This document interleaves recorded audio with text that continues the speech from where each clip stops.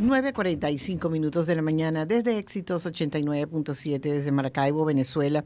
Y como lo habíamos anunciado, está una gran amiga de la casa que es María Mercedes Rincón, es psicólogo, y queríamos conversar con ella sobre las emociones.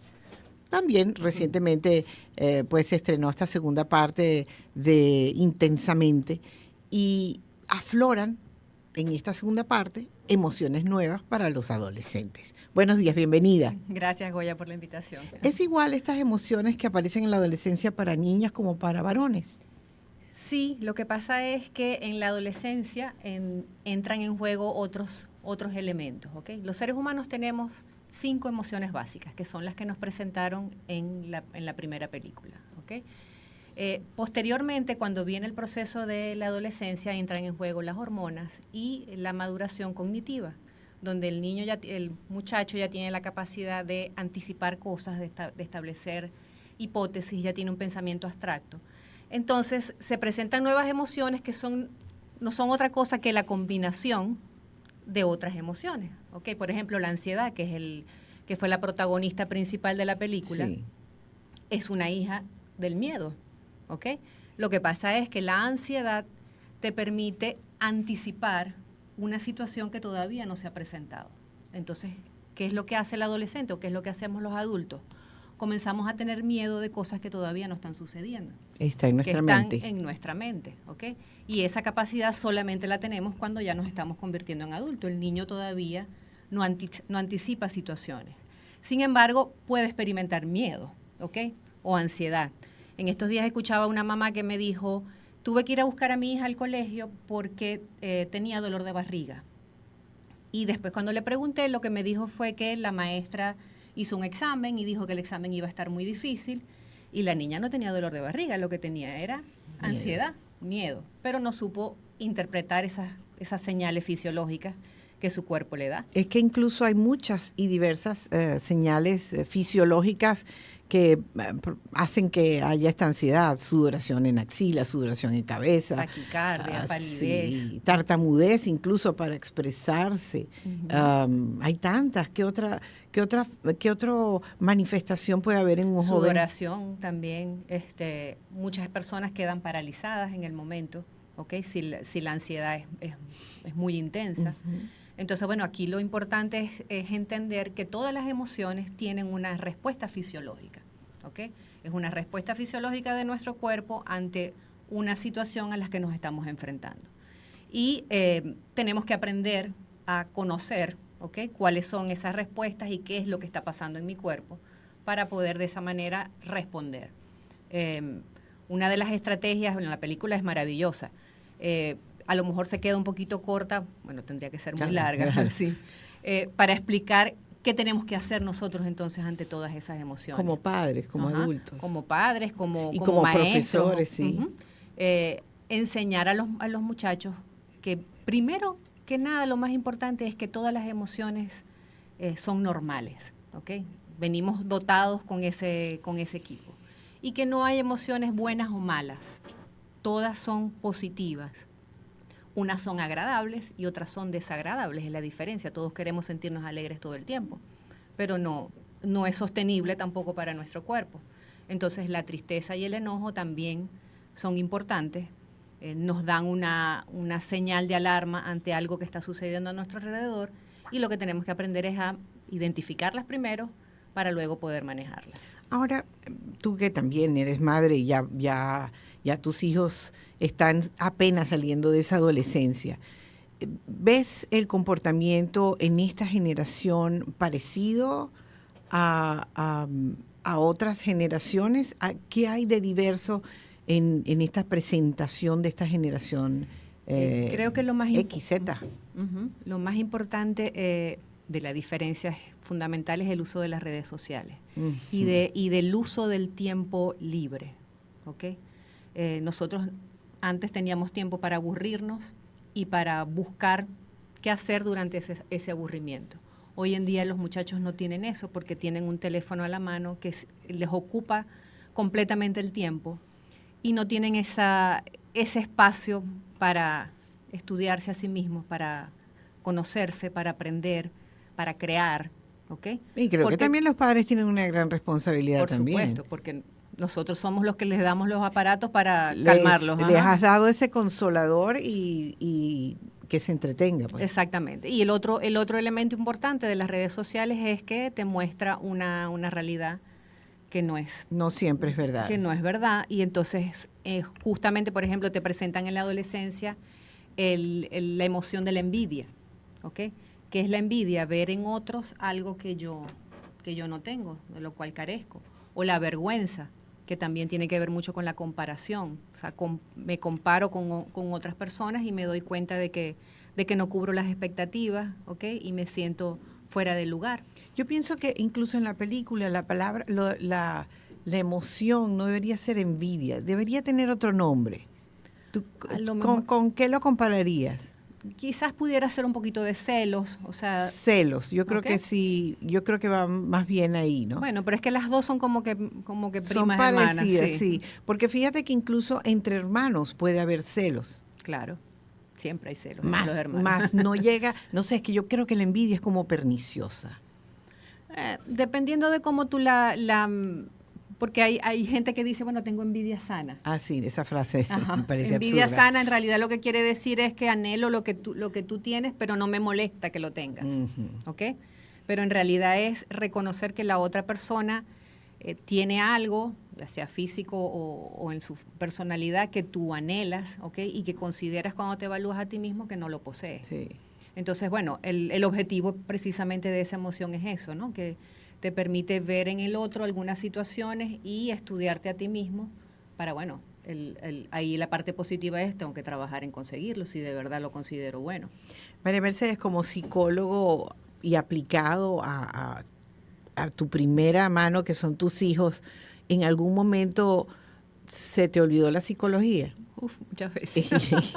Y te recordaste más bien sí. cómo fuimos criados. Sí, claro, es que es como un chip que te sale en automático. ¿Okay? ¿Y te has equivocado? Claro. En ese aspecto, cuando te cambias el switch a aplicar lo que estudiaste, a ser una mamá claro, muchas veces, brava. Muchas veces. Y lo que es aquí interesante es que, bueno, como los niños ya me han escuchado tantas cosas, cuando estoy en etapas no emocionales, no exaltadas, entonces ellos han tenido la asertividad de hacérmelo ver, ¿ok? Y entonces, por ejemplo, algún día me dicen, yo no sé qué te pasa, pero eso no es conmigo. ¿Okay? Ay, Dios mío, qué despertar. Entonces yo misma en ese momento caigo en cuenta, estoy pagando con ellos lo que en realidad no tiene que ver. O a veces intento aplicar algo de psicología y entonces, por ejemplo, la chiquita es la que siempre me dice, no, ve que yo no soy tu paciente. Ah, muy inteligente. Ahora, ¿cómo crees tú que deba manejar un padre que no estudió psicología, sino que, bueno, como siempre dicen, primerizo, quizás no tuvo hermanos y está pasando por esa etapa que pasó de niñez a adolescente, un joven, y está viendo unas conductas que no son aprendidas en casa, sino es parte de la comunidad escolar o los nuevos amigos? ¿Qué consejos tienes para ellos? Yo creo que lo primero que tenemos que hacer es conversar con los hijos, ¿ok? Claro, en la adolescencia es como que difícil porque ellos se cierran, ¿no? Y hay momentos, y uno es el típico ejemplo de los adolescentes viven metidos en el cuarto y uno a veces que no consigue la oportunidad de llegarle. Pero yo lo comparo como tú sabes, esas flores que se abren un momento en el día solamente y después no las puedes... Bueno, ellos tienen un tiempo así, en el que se abren y tienes tú la oportunidad y hay que aprovecharlo, ¿ok? Y en ese momento buscarlos y conversar. ¿Qué te pasó? Que te cuenten lo del día. Hay que interesarse por las cosas que les gustan a ellos. Porque a veces pensamos que la comunicación efectiva con el adolescente es solamente de temas profundos. Bueno, vamos a hablar de... Sí, no sé, la menstruación. O de los novios, o de la sexualidad. Pero eso se puede llegar luego de que hayamos recorrido un camino de a lo mejor de trivialidades. Entonces, mira, si tu cantante favorito es Taylor Swift, bueno, ¿qué fue lo último que hizo Taylor? ¿Qué fue lo que pasó? ¿Cuáles son sus conciertos? Interesarte por las cosas que les gustan a ellos. Y después que tienes esa área en la que tu hijo sabe que puede acercarte a ti a contarte cualquier cosa que a ti te puede parecer una tontería, entonces él va a buscar el espacio para conversar contigo de cosas más profundas. Pero si no les hacemos caso en las cosas que a nosotros nos parecen triviales, pero que para ellos son fundamentales, Sí.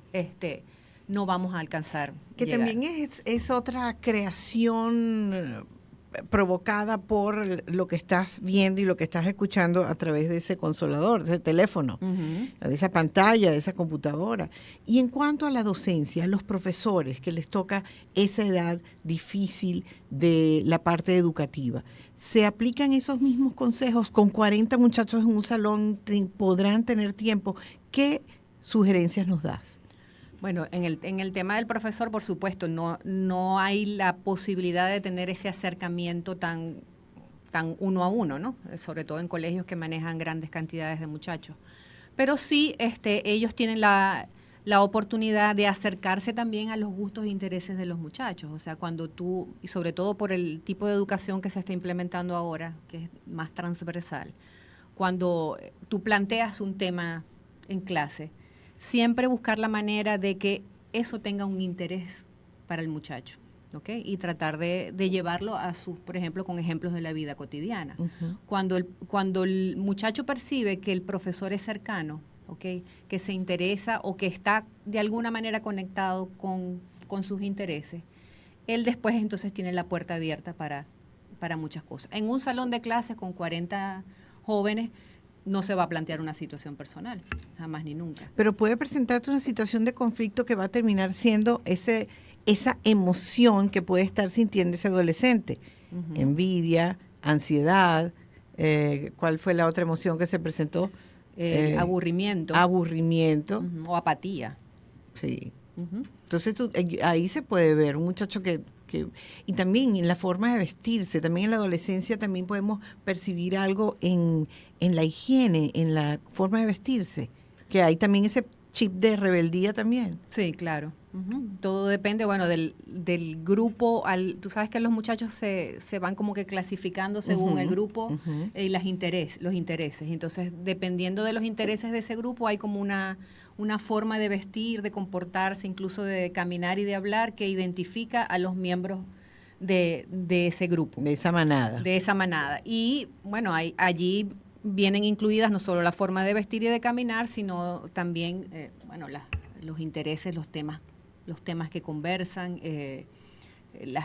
los grupos que además siguen. Y entonces, sí. Bueno, todo tiene como una tipificación y hay que saber leer a cada uno de esos adolescentes. Bien, estamos conversando con María Mercedes Rincón, psicólogo. Estábamos hablando sobre las emociones en los adolescentes. Para cerrar esta conversación nos queda un minuto. ¿Tienes esos 3 consejos para manejar esas emociones o al menos detectarlas en los adolescentes, María Mercedes? Yo creo que sobre todo para los papás, que somos uh-huh. los que lidiamos con eso todo el tiempo. Entender que en la etapa de la adolescencia hay cambios que ellos mismos no pueden manejar. Es como si un carro que manejabas durante 12 años, de repente te le cambian el pedal y el pedal es súper delicado, ¿ok? Y entonces ellos se van de bruces de repente. Y repetirte constantemente, esto no es personal, no es conmigo, ¿ok? Esto también pasará. A mí me ha servido muchísimo, porque a ti te cambia tu hijo de repente, ¿ok? Y ese niño dulce de repente te sale con unas palabrotas que ¿esto de dónde viene? ¿Ok? Y muchos papás entonces sienten que, bueno, que mi hijo ya no me quiere, que estoy haciendo mal. No es personal, no es contigo, eso va a pasar, ¿ok? Y bueno, lo otro es siempre mantener la comunicación abierta.